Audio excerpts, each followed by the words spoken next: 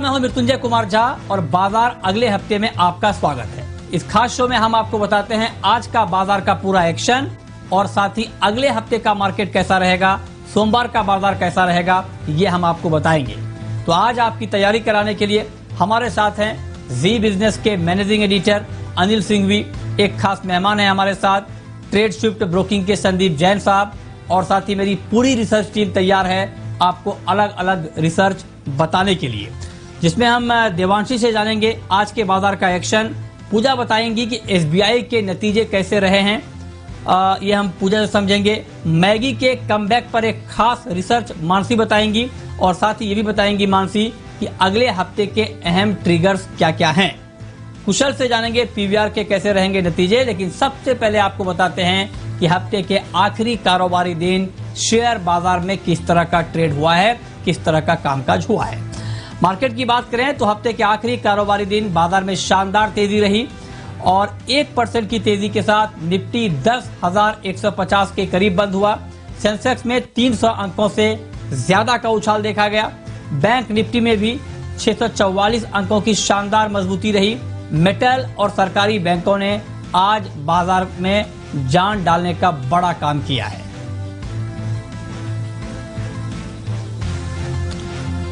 और आगे बढ़ने से पहले देख लेते हैं कि आज के मार्केट में घरेलू निवेशकों ने और विदेशी निवेशकों ने कितनी खरीदारी या बिकवाली की है। तो आज के मार्केट में अगर हम बात करें एफआईआईज की, तो एफआईआईज ने कैश मार्केट में 98 करोड़ रुपए की खरीदारी की है। वहीं डीआईआईज ने आज के मार्केट में कैश मार्केट में 47 करोड़ रुपए की खरीदारी की है।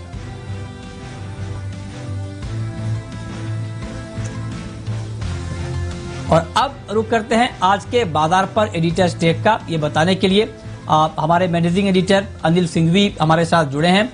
अनिल जी, बहुत बहुत स्वागत है आपका। बाजार में जोरदार तेजी आई हफ्ते के आखिरी कारोबारी दिन। निफ्टी 125 पॉइंट भाग गया। बैंक शेयरों ने भी काफी अच्छा परफॉर्म किया। ओवरऑल आज के कारोबार को आप किस तरह से देख रहे हैं?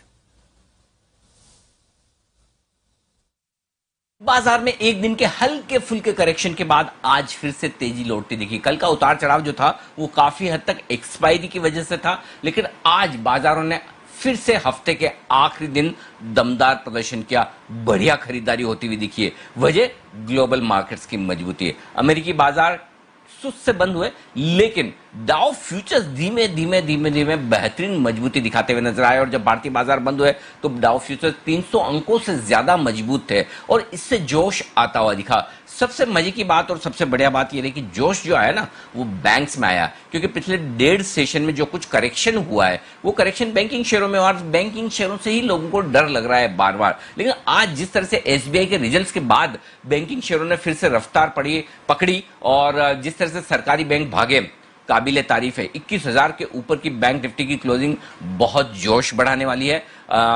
आप ये कह सकते हैं कि जब से करेक्शन शुरू हुआ है उसके बाद 13 मार्च के बाद से हाईएस्ट क्लोजिंग आपको मिली है।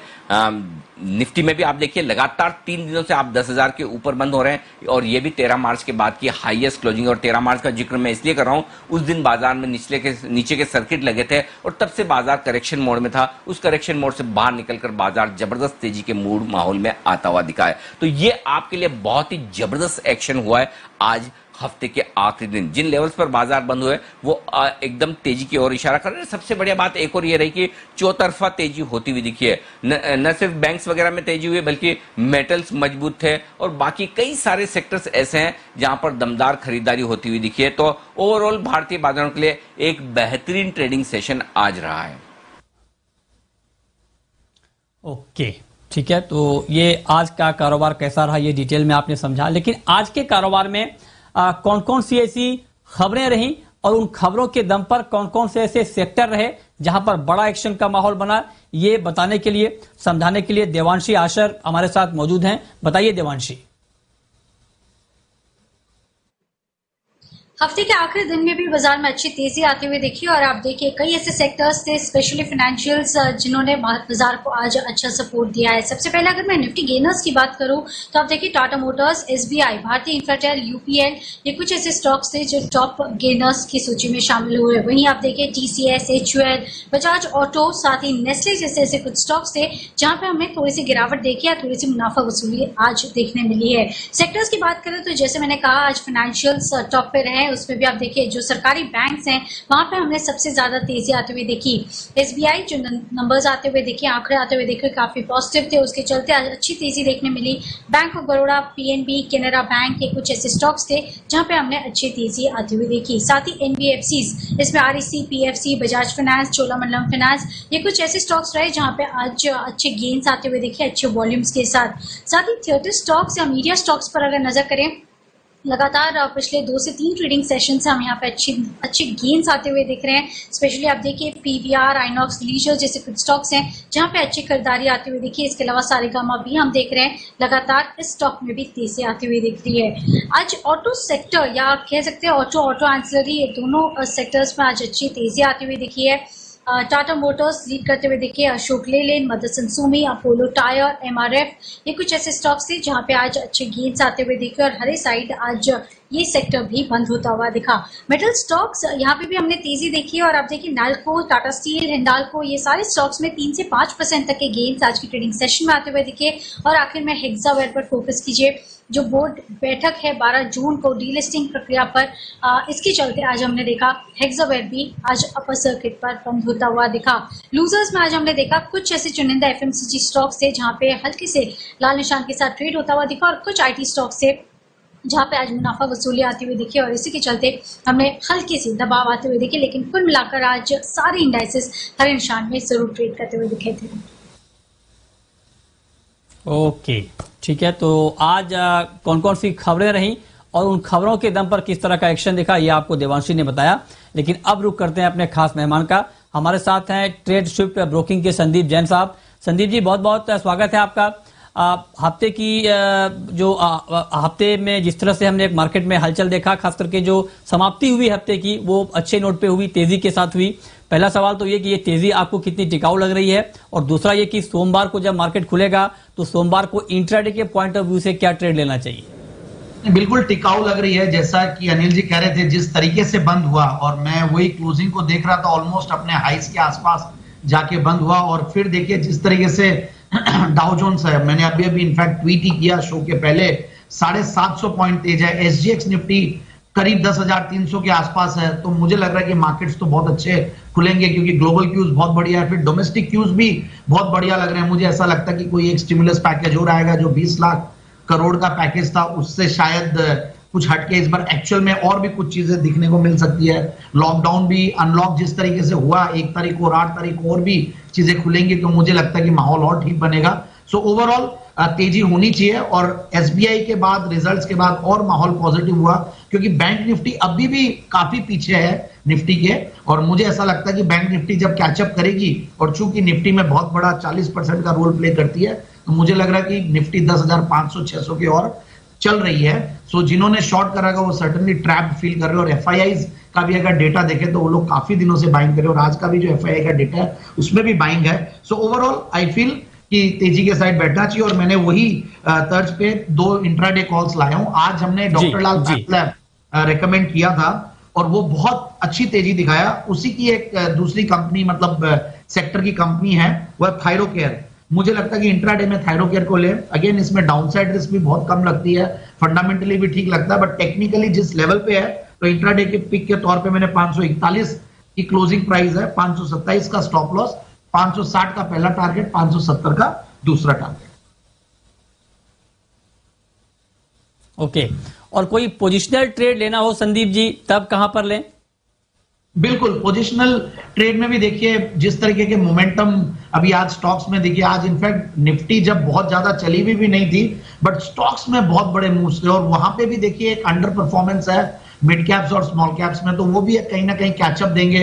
हो सकता है कि निफ्टी एक रेंज में चले 100, 200, 300 पॉइंट, बट नीचे ये स्टॉक्स है बहुत बड़े मूव्स दे रहे हैं। देखिए आप मेटल स्टॉक्स की बात कर रहे हैं, इनफैक्ट अनिल जी ने कल परसों ही नाल्को दिया था एज अ स्टॉक, और आप अच्छी खासी तेजी दिख रही है। उन्होंने मेटल स्टॉक्स के बारे में जिक्र भी किया था, और वैसा ही एक में कमोडिटी स्टॉक ही है और बहुत बढ़िया सेक्टर है सीमेंट सेक्टर, वहां से स्टॉक लाया हूं स्टार सीमेंट, जबरदस्त स्टॉक है। इनफैक्ट ये पहली बार नहीं, मैंने पहले भी रेकमेंड किया हुआ और 120-30 के लेवल्स गए थे और अब नीचे आया है। और सबसे बढ़िया बात है इसमें डाउनसाइड रिस्क बहुत कम लगती है, और सीमेंट के जो रिटेल प्राइसेस है वो सरप्राइजिंगली बहुत हाई है, एज हाई एज 450, और कुछ स्टेट में जहां पे ये डील करती है नॉर्थ ईस्ट में 600 तक की भी प्राइसेस है।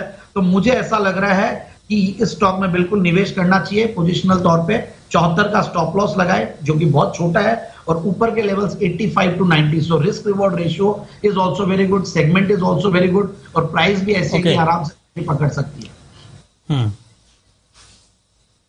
ठीक है, तो ये आपके लिए इंट्राडे का ट्रेड संदीप जी ने बताया, और अगर आप पोजिशनली ट्रेड करना चाहते हैं तो आपको कहां पर करना चाहिए, ये दो चीजें आपको बताई गई हैं। आगे बढ़ते हैं। सबसे बड़ा सरकारी बैंक एसबीआई ने चौथी तिमाही के नतीजे जारी कर दिए हैं। कैसे रहे हैं नतीजे, डिटेल में समझाने के लिए पूजा त्रिपाठी हमारे साथ जुड़ी हैं। पूजा बताइए। जी, एसबीआई के नंबर्स अनुमान से काफी बेहतर देखने को मिले हैं। प्रोविजन जरूर थोड़ी बड़ी है, लेकिन बाकी सारे फ्रंट पर अगर नंबर्स देखेंगे तो अच्छे दिखाई दे रहे हैं। एनपीए में कमी आई है। अगर नेट एनपीए की बात करेंगे तो 2.65% से घटकर 2.23% आए हैं, और ग्रॉस एनपीए में भी कमी देखी गई है। 6.94% से घटकर 6.15% ग्रॉस एनपीए के आंकड़े आए हैं। फ्रेश स्लिपेजेस में भी कमी देखी गई है। प्रोविजनिंग बढ़ा है, 16,501 करोड़ से बढ़कर 13,000 के आसपास की प्रोविजन है, और इसी का असर कंपनी के मुनाफे में भी देखने को मिला। लेकिन बाकी सारे फ्रंट पर बात करेंगे, जिस तरह से मॉनिटोरियम को लेकर अपडेट आ रहे हैं बैंक की तरफ से, और इसके अलावा बाकी सारे स्लिपेजेस को लेकर, एसेट क्वालिटी को लेकर जिस तरह के अपडेट आ रहे हैं बैंक की तरफ से, वो काफी अच्छे थे।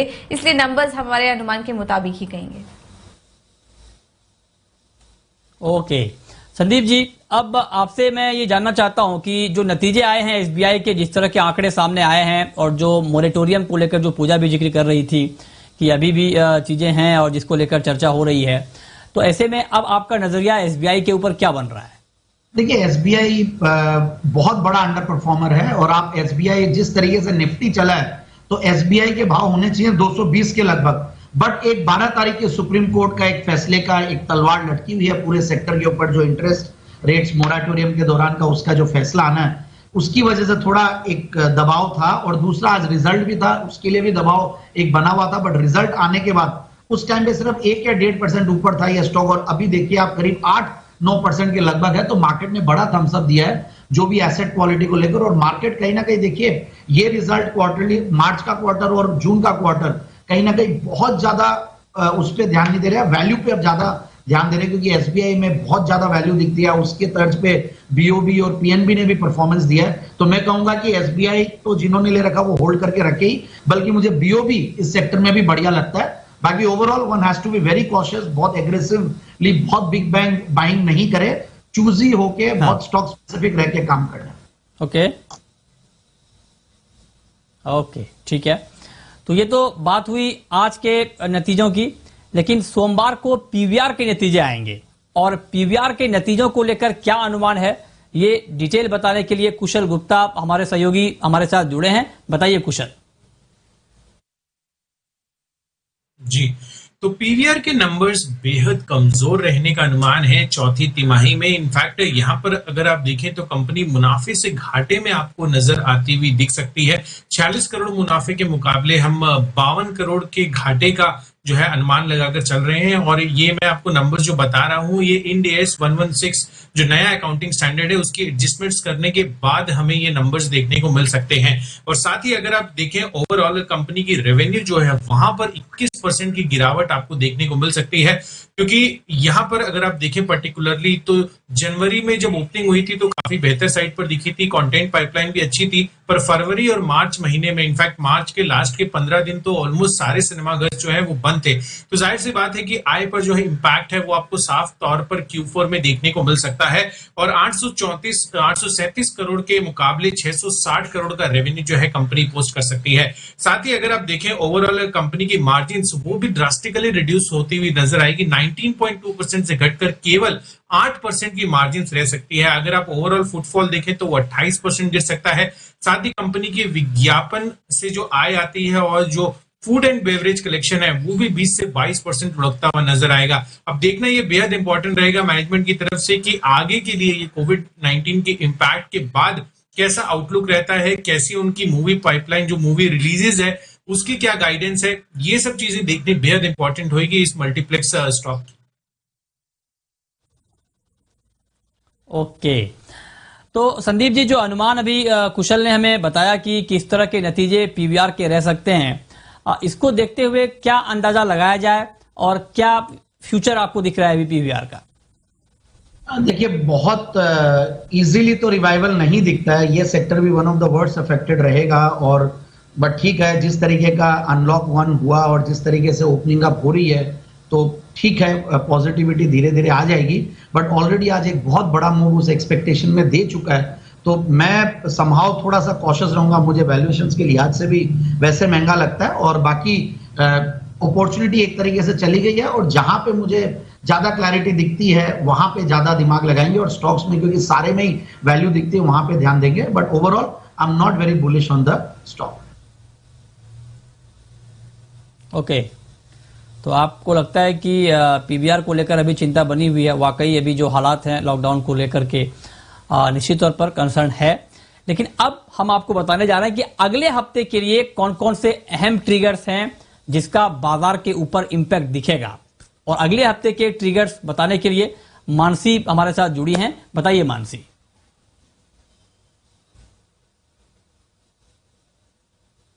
जी बिल्कुल, देखिए आने वाले हफ्ते में कई सारे ट्रिगर्स है। सबसे पहले नतीजे, टाइटन, हीरो मोटो, आइस्ट्रो motor, Hindalco, MNM Nifty space में नतीजे पेश करने जा रहे हैं। वहीं वायदा बाजार में PVR, century textile, MGL, BHEL के नतीजे आएंगे। ट्रिगर्स, सोमवार यानी कि 8 जून से पूरे देश में फेज वाइज अनलॉक 1.0 लागू हो जाएगा। आपको बता दें लॉकडाउन 5 जो है वो सिर्फ कंटेनमेंट जोन्स तक ही सीमित रह जाएगा। साथ ही ग्रैन्यूल्स इंडिया का शेयर बायबैक इस दिन खुलने जा रहा है। मंगलवार के दिन यूएस फेड की 2 दिवसीय बैठक होगी। बुधवार के दिन रिलायंस राइट इशू शेयर का अलॉटमेंट होने जा रहा है। और साथ ही आपको बता दें कि गुरुवार के दिन भारतीय इन्फ्राटेल की बोर्ड बैठक होगी। इंडस टावर के साथ स्कीम ऑफ अरेंजमेंट पर फैसला लिया जाएगा और इसी दिन एसबीआई फॉरेन बॉन्ड इशू पर एग्जीक्यूटिव कमेटी अपना फैसला सुनाएगी। शुक्रवार का दिन 12 जून काफी बड़ा है ट्रिगर्स के लिहाज से। ब्याज माफी पर सुप्रीम कोर्ट की अगली सुनवाई होने जा रही है। जीएसटी काउंसिल की अगली बैठक होगी। रिलायंस राइट इशू के शेयर एक्सचेंज पर लिस्ट होंगे। वहीं हेक्सावेयर की डीलिस्टिंग पर बोर्ड बैठक होगी और आइस्ट्रो मोटर शेयर विभाजन और नतीजों पर बोर्ड बैठक इसी दिन करेंगे। मार्च रिटेल इन्फ्लेशन, फरवरी आईआईपी के आंकड़े इस दिन आते हुए दिखेंगे। 12 जून को ही फ्रैंकलिन टेम्पल्टन केस में हाईकोर्ट में अगली सुनवाई होगी और अंत में बैंक ऑफ जापान का ब्याज दरों पर फैसला भी 12 जून यानी कि शुक्रवार के दिन आता दिखेगा। ओके, तो ये अगले हफ्ते के लिए पूरे ट्रिगर्स मानसी ने बताया और इस पर नजर रहेगी।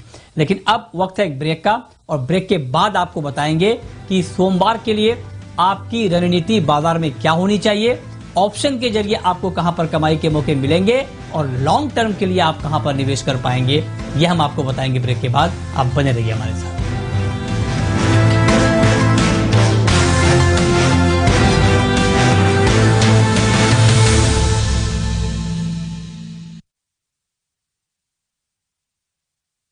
ब्रेक के बाद भी आपका स्वागत है। अब वक्त है ये जानने का कि अगले हफ्ते के लिए और खास करके मंडे के लिए आपकी रणनीति क्या होनी चाहिए, और ये बताने के लिए हमारे मैनेजिंग एडिटर अनिल सिंघवी हमारे साथ जुड़े हैं। अनिल जी, अब 2 दिन की छुट्टी है और सोमवार को जब बाजार खुलेंगे तो किन बातों पर नजर रखनी चाहिए और क्या स्ट्रेटजी बनानी चाहिए? सोमवार को बाजार खुलेंगे तो सबसे ज्यादा नजरें तो रहेंगी ग्लोबल मार्केट्स पर ही, जो कि मजबूती के संकेत दे रहे हैं। और डाउ फ्यूचर्स जिस तरह से एकदम तेजी के साथ ट्रेड कर रहे थे, अगर वैसी ही तेजी बनती तो अगले हफ्ते के लिए भी संकेत बहुत ही बढ़िया रहेंगे। लेकिन अगर डाउ फ्यूचर्स बहुत बढ़े ना और अमेरिकी बाजार ठीक ठाक से भी बंद हो जाए और बहुत गिरे ना, तब भी भारतीय बाजारों के लिए काफी है, क्योंकि हमारे यहाँ ट्रेडिंग मोमेंटम बड़ा स्ट्रॉन्ग है। और 10,000 के ऊपर अब जब तक निफ्टी टिका रहता है, बना रहता है, तब तक तो बिल्कुल सोचिए भी मत कि मंदी है। और अब जो रेंज है ट्रेडिंग की वो धीमे धीमे ऊपर की तरफ सरक रही है। 9,800 10,000 निफ्टी पर मजबूत सपोर्ट के तौर पर काम कर रहा है। बैंक निफ्टी का जहां तक सवाल है 20,000 20,500 बैंक निफ्टी के लिए मजबूत सपोर्ट हो गया और 21,500 22,000 की तरफ बैंक निफ्टी के जाने की तैयारी है। ये साफ साफ नजर आ रहा है। जो फैक्टर्स और बाजार के लिए काम करेंगे वो ये कि कि सरकार अगले हफ्ते किस तरह के ऐलान करती है। दूसरा, 12 तारीख को सुप्रीम कोर्ट में मॉरेटोरियम को लेकर सुनवाई है, जिसमें उन्होंने ब्याज माफ करने की बात कही है। उस पर क्या कुछ फैसला अगर आता है तो वो देखने वाली बात होगी। नतीजों के लिहाज से एक्शन भरा दिन होगा। L&T, वेदांता जैसे नतीजों पर बाजार सोमवार को रिएक्शन देगा, तो ढेर सारा एक्शन है बाजार में। नतीजों का सीजन पूरी स्विंग पर है। FIs और घरेलू फंड का एक्शन भी जबरदस्त है। ट्रेडर्स फिर से लौटते हुए दिख रहे हैं। कैश मार्केट के स्टॉक्स में जबरदस्त एक्शन होता हुआ दिख रहा है। तो ओवरऑल इस भरपूर एक्शन के बीच बाजार और मजबूती दिखाने को तैयार है। आपको अपने स्टॉप लॉसेस पता होना चाहिए। जब तक 9,800 के नीचे निफ्टी न जाए तब तक तेजी के मूड माहौल में बिल्कुल बने रहें। जब तक 19,000 के लेवल को बैंक निफ्टी न तोड़े तब तक कमजोरी का ना सोचें और अपसाइड के बारे में और आप अपने टारगेट्स बढ़ा सकते हैं। ये बाजार की चाल इस वक्त नजर आ रही है, जो कि अगले हफ्ते भी आगे और बढ़नी चाहिए। ओके, तो ये अगले हफ्ते के लिए क्या रणनीति आपकी होनी चाहिए, ये आपको बताया गया। बहुत शुक्रिया अनिल जी आपका ये स्ट्रेटेजी बताने के लिए। लेकिन संदीप जी, अब मैं आपसे जानना चाहता हूं कि आपने इंट्राडे का ट्रेड बताया, पोजिशनल ट्रेड बताया, लॉन्ग टर्म के लिए अभी ऐसे बाजार में कहां पर निवेश करने का मौका बनेगा नेक्स्ट वीक? बिल्कुल, मैंने एक स्टॉक दिया था आत्मनिर्भर शेयर्स, 20 आत्मनिर्भर स्टॉक्स, एक स्पेशल शो था अपने चैनल पे, और उस में मैंने एक स्टॉक दिया था महाराष्ट्र स्कूटर्स, जो कि मैंने लास्ट वीक भी दिया था। होल्डिंग कंपनीज का जब जिक्र हुआ था, बजाज फाइनेंस और बजाज ऑटो और बजाज फिनसर्व का एक इनडायरेक्ट वे ऑफ कहीं ना कहीं ओनिंग, वो है महाराष्ट्र स्कूटर्स और Bajaj holding. Bajaj holding already करीब 10% का आज बायर पैक था। ये स्टॉक भी अच्छा खासा तेज हुआ। महाराष्ट्र स्कूटर्स, जो कि परसों जो मैंने रेकमेंड किया था तब था 2042 का भाव 13 मई को, और आज ये कल ऑलरेडी टारगेट अचीव कर चुका था। थर्सडे को कल गैप अप ओपनिंग हुई, फिर नीचे आके बंद हुआ, फिर आज करीब 4% ऊपर है। और मुझे ऐसा लगता है कि ये और अच्छा मूव देगा, क्योंकि बहुत अभी भी अंडर परफॉर्मर है, क्योंकि बजाज फाइनेंस और बजाज फिनसर्व कम चले हुए हैं। बट सबसे बढ़िया बात है इसमें वैल्यू, क्योंकि होल्डिंग नेचर है तो इसकी price to book value multiple देखना बहुत जरूरी है, जो कि सिर्फ 0.32 है। डिविडेंड यील्ड 2% प्लस है। और अगर लास्ट क्वार्टर के रिजल्ट देखें तो हाईएस्ट एवर क्वार्टरली प्रॉफिट्स दिए इस कंपनी ने मार्च में 107 करोड़ का। हालांकि उसमें अदर इनकम आता है, क्योंकि कुछ ये होल्डिंग कंपनी का नेचर है। सो ओवरऑल मुझे, और जीरो डेट कंपनी है, रिजर्व्स 8,800 करोड़ की है, बहुत वैल्यू लगता है। 2850 तो यूं ही अचीव कर जाएगा ये आने वाले कुछ महीनों में। और उसके पहले ये 4950 का हाई बना चुका है, जहां से 1813 का लो बनाया, अभी पैनिक बॉटम मान लीजिए, और अभी भी वहां से सिर्फ 400-500 रुपया ऊपर है। तो मुझे बहुत सेफ्टी दिखती है। रिस्क रिवॉर्ड रेशियो बहुत बढ़िया, बिल्कुल इस स्टॉक को लेना चाहिए। और अगर गैप अप भी खुले तो भी इसको ले, क्योंकि मार्केट हो सकता है कि गैप अप खुले, क्योंकि बाकी इंटरनेशनल मार्केट्स अच्छा कर रहे हैं। ओके, जी ठीक है। तो ये लॉन्ग टर्म का ट्रेड आपके लिए, जहां पर आप लंबे समय के लिए निवेश कर सकते हैं। लेकिन अब हम आपको बताने जा रहे हैं कि मंडे को आपको ऑप्शन के जरिए कहां पर कमाई के मौके मिलेंगे। और ऑप्शन का ट्रेड बताने के लिए हमारे साथ हैं ट्रेड बुल्स सिक्योरिटीज के सच्चिदानंद उत्तेकर जी। सर, बहुत स्वागत है आपका। बताइए कि मंडे को, सोमवार को ऑप्शन के जरिए कहां पर ट्रेड करने का मौका मिलेगा? Good evening Mrityunjay. देखिए, यहाँ पर हम पिछले 3 हफ्तों से लगातार मार्केट में तेजी का ही रुझान देखे बैठे हैं। जिस तरीके से ये ओवरऑल 1300 पॉइंट की मूव अब तक अनलॉक हुई है, वो एक अच्छे sustainable higher top higher bottom sequence में हुई है। अगर हम इसका 5 डे एक्सपोनेंशियल मूविंग एवरेज देखें निफ्टी का, तो वो लगभग अराउंड 9965 के नजदीक है। एंड इस पर्टिकुलर एवरेज को अभी तक उसने कभी भी वायलेट नहीं किया इस पर्टिकुलर प्रोसेस में। तो क्लियरली यहाँ पर काफी स्ट्रॉन्ग मोमेंटम है, स्ट्रॉन्ग ट्रेंड है।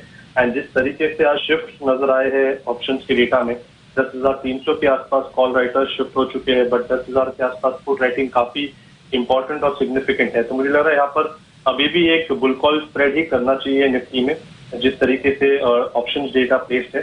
पुट कॉल रेशियो 1.5 के आसपास है, बट डेली RSI कहीं जाकर 68 के आसपास है। इसलिए मुझे लग रहा है कि अगली मूव भी आपको इसी पर्टिकुलर स्ट्रैटेजी थ्रू पार्टिसिपेट करनी चाहिए। तो यहाँ पर खरीदारी करनी है निफ्टी में फुल कॉल स्प्रेड द्वारा। 10,100 का कॉल ऑप्शन आपको लेना है, उससे अगेन 10,300 का कॉल ऑप्शन आपको बेचना है। ये स्प्रेड आपको फिलहाल 100 रुपए के आसपास मिल रहा है। स्प्रेड के लिए स्टॉप लॉस लगाना है अराउंड 65 का, और एक टारगेट होगा 190 का।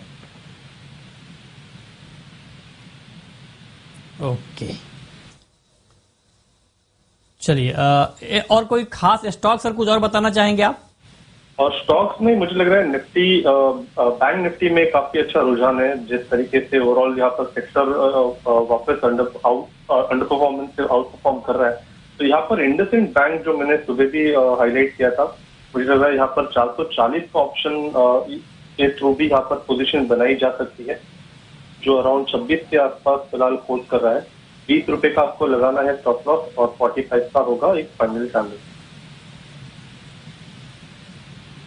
ओके, बहुत शुक्रिया सच्चिदानंद जी आपका, संदीप जी आपका, और साथ ही मेरी पूरी रिसर्च टीम का बताने के लिए कि आज का बाजार कैसा रहा, क्यों रहा, और अगले हफ्ते का मार्केट कैसा रहेगा, और खास करके मंडे को, सोमवार को कहां पर कमाई के मौके बनेंगे। तो फिलहाल इस बुलेटिन में इतना ही। वक्त है ब्रेक का। ब्रेक के बाद भी खबरें लगातार जारी हैं। नमस्कार।